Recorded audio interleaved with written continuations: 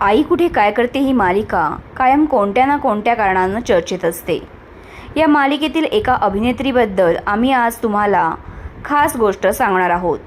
ही अभिनेत्री खऱ्या आयुष्यात जरी आई होऊ शकली नसली तरी सेटवर मिळालेल्या रिअल लाईफमधल्या मुलींमुळे तिला खऱ्या आयुष्यात ही आई पण अनुभवता येतंय आणि या कारणामुळे तिला सेटवर रोज जावंसं वाटतंय असं तिनं म्हटलंय।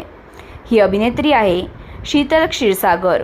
शीतलने मालिकेत अनिरुद्धचा भाऊ अविनाश देशमुखची पत्नी निलिमा देशमुखची भूमिका साकारली होती।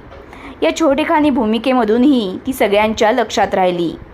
यानंतर आपण तिला सिम्मी काकू म्हणून पाहिलं। यश आणि नेहाच्या आयुष्यात विष कालवणाऱ्या सिम्मी काकू माझी तुझी रेशीम गाठमुळे घराघरात लोकप्रिय झाल्या। सध्या शीतल नवरी मे हिटलरला या मालिकेत झळकत आहे। यामध्ये ती लीला आणि रेवती यांची आई दाखवली आहे। या दोघींसोबत काम करण्याचा अनुभव सांगताना तिनं म्हटलं की अनेकदा त्यांच्याशी बोलताना मला आई झाल्यासारखं वाटतं। खऱ्या आयुष्यात जरी आई झाले नसले तरी या दोन मुली मला मालिकेने दिल्या आहेत, त्यामुळे मला रोज सेटवर जावंसं वाटतं।